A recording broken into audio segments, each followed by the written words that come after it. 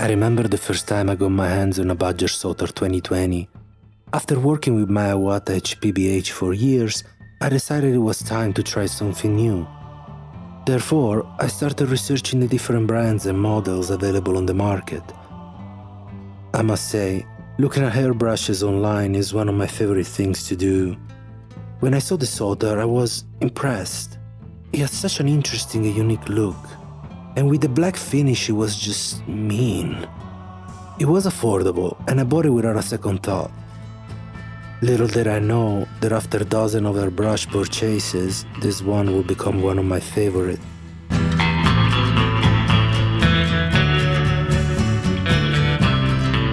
The first time that I tried the Sotar, I didn't like it. I wasn't used to work with an airbrush without a protection cap, and I can be clumsy.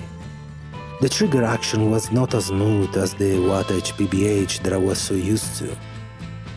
And I felt like I had issues controlling the paint initiation.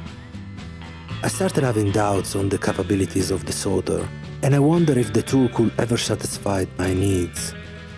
But I didn't give up. I kept going, miniature after miniature, hour after hour, and over time, I noticed the trigger action getting smoother and softer. Because Badger airbrushes apparently go through a break-in phase. I must admit, it was interesting to experience.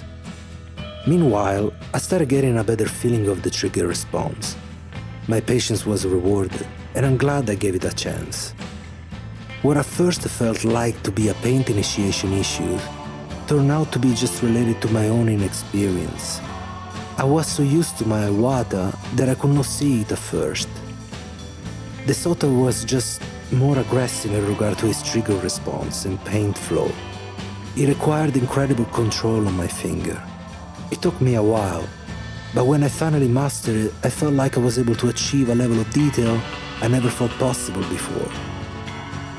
I started airbrushing the smallest part of the miniature, like belts, trinkets, even teeth and nails. Because of how quick and precise the Sotar is, I just felt like I could do it. No matter what paint I would throw in the Sotar, it was just extremely confident. It would just go. Time for a breakdown of the airbrush. I will be using Badger own terminology for this part. While the Sotar is not the quickest or the easiest airbrush to disassemble or to put back together, it is definitely one of the best when it comes to quick needle cleanup. Without removing the handle, we are going to unscrew the needle chuck accessible through the cutout on the handle and extract the 0.2mm needle. You need to do this before removing the handle, which will be your next step. The handle includes a paint adjusting screw, which can be adjusted to regulate how far you can pull back the needle while pulling the trigger, therefore limiting the amount of paint released. It is a nice feature, and most modern airbrushes nowadays have it. However, I do not recommend to use it if you are a beginner. For the longest time, I made use of this feature to compensate for my lack of control over the trigger. You are never going to learn airbrushing as long as you limit yourself with this. Besides, in miniature painting we spray mostly acrylics, which tend to dry tip more than other mediums. Therefore, it makes it such a nightmare to keep a constant flow with this type of restriction. My advice is to learn first, then play with it once you know what you're doing.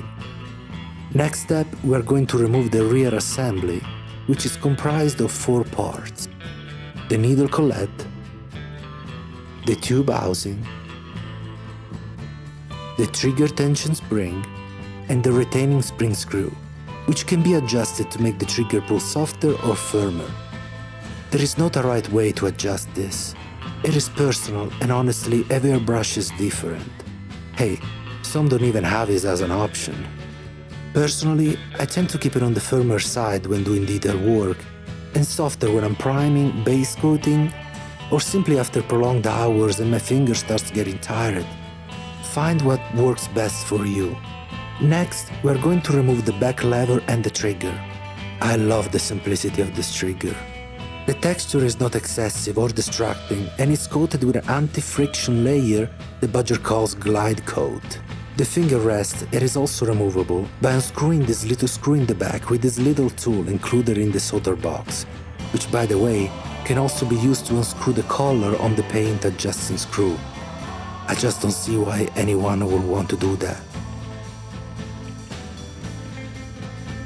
Next, we're going to remove the air valve assembly. It has really small parts in it, and honestly, I would rather not having to disassemble it. I rarely ever had to. At the core of the airbrush, you will find the packing screw, and the purpose of this part is to prevent the paint from traveling from the cap to the trigger section inside the body. The Sotar nozzle head assembly is complex. It is one of those that may require soft pliers to unscrew the components. If you don't have a pair of these, you should. It is the only way to avoid scratches on the body when disassembling your airbrush. You have to be careful because the nozzle is not screwed in and is smaller than a grain of rice. It sits on the nozzle post and is kept in place and centered by this hold-down ring between the head base and the nozzle cap. These fine threads leak air all over the place. It is not something that it happens on occasion or after some use. They're all just like that. When putting it back together, you may consider adding beeswax to eliminate the leaks. But in my experience as the owner of multiple Sotars, most of the time it's really not necessary. I see people complaining about air leaks on their airbrushes all the time. I was one of those and I obsessed over it. It is a common thing across multiple brands and beeswax is always recommended. There is really nothing wrong with that. I just think that 90% of the time is pointless. Thin down some paint, lower your PSI and test some thin lines on a piece of paper.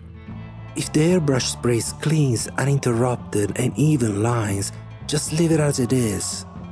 That is because if, despite of those leaks, the air is constant and evenly distributed by the time it reaches the nozzle tip, adding beeswax to the threads will not make any difference. All that matters is that those lines remain clean even without pulsating.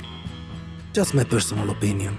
I think most people who are new to the Sotar are going to struggle to put back the back lever in the body between the trigger and the rear spring assembly.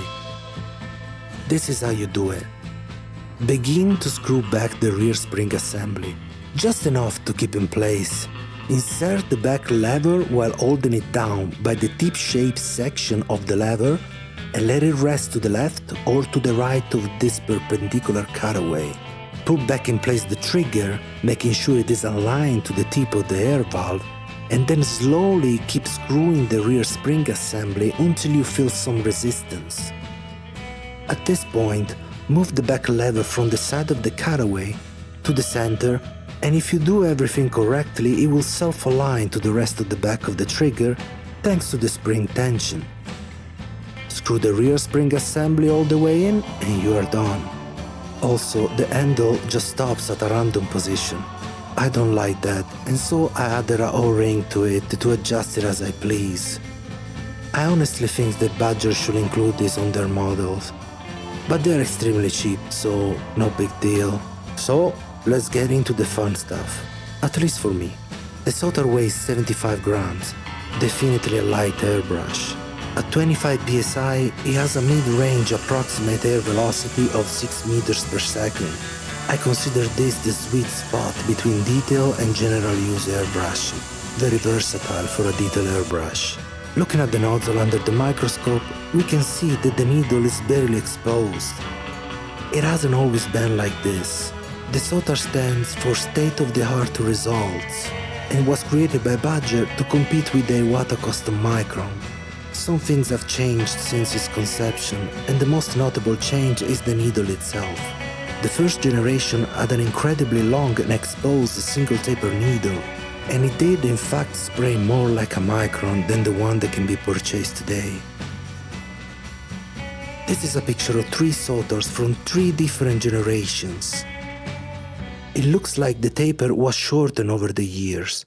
I don't know why the company took this approach, but I welcome it as a miniature painter. The current short taper, while not capable of drawing the same extremely thin lines like the original, it is more responsive and forgiving with thicker paint while still being extremely precise.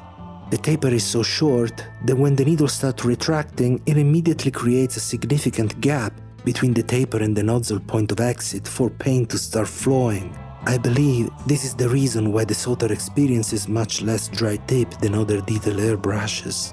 The short taper limits the surface area for paint to potentially accumulate and dry. And this is one of the reasons why I love the Sotar. I just don't have to stress out too much. Still, I love the old needle design and I use it every now and then. I make sure to buy them every time they pop up on eBay. I think I've been able to purchase about 10 of the original ones. They should last me until the day I die. Now, I wanted to give these airbrush reviews a scoring system, and therefore it's time for the spaghetti score. Number 1. Build quality. The Sotar is a professional tool built to last. I have budget airbrushes from the 70s that still sprays like new. Generally, those nozzles are nicely centered within the nozzle cap, but I received a couple that I had to adjust a bit. The needle is very tough for a 0.2. I never had to replace one, and I'm sure I did hit a few hard surfaces. Also, I would like to see those nozzles more uniform and evenly shaped across the board. While the materials are durable, the overall finish is just behind compared to other manufacturers. Taking all this in consideration, I will give it a 7 out of 10. Number 2. Aesthetics. The Sotar has a unique iconic look, immediately recognizable among the bunch. However, the design has been around for over 2 decades. It is in need of an update and gets a 7 out of 10. Just please don't change the beautiful nozzle design. Number 3. Ergonomics. The Sotar is lightweight and feels like a pen. Despite the trigger being so close to the nozzle, Badger managed to give us plenty of room for our finger and it never feels cramped in relation to the cup. Still, the slim design may not be comfortable for everyone, especially over long painting session, and gets an 8 out of 10. Number 4. Spray control. The Sotar is capable of outstanding precision, but requires advanced trigger control to unleash its full potential. Once you get it, you realize nothing sprays like a Sotar. 9 out of 10. Number 5. Trigger responsiveness. Not too much to say here. The Sotar is one of the best trigger responses on the market today, if not the best. Consistent and confident, I can only give it a 10 out of 10. I mean, Badger even came up with a taller trigger called High Roller for a more relaxed paint initiation and control of paint flow. I love it actually, and I use it quite often. I even install it on my own brew custom-made side-feed Sotar. Yes, I will talk about it eventually. Number 6. Atomization.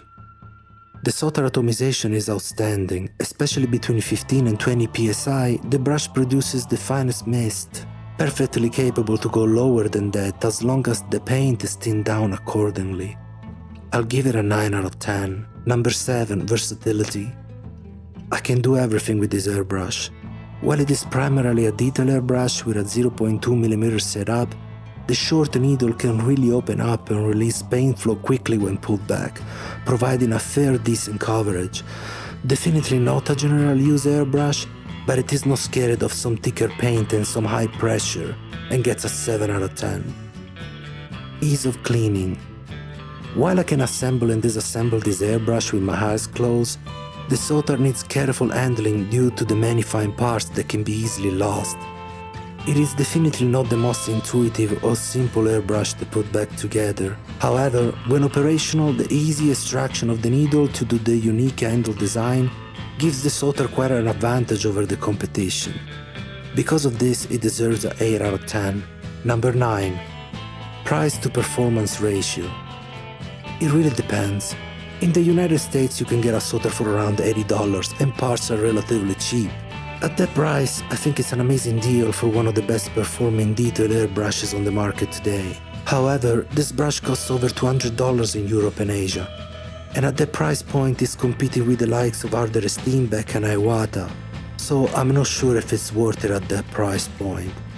It is definitely worth to me, but that's personal and I'm really trying to be objective here. Taking all this in consideration, I'll give it a score of 7 out of 10. Number 10. Is it good for beginners? As much as I love this airbrush, it will not be my first choice. There are many other airbrushes out there that are just easier to control and to take apart.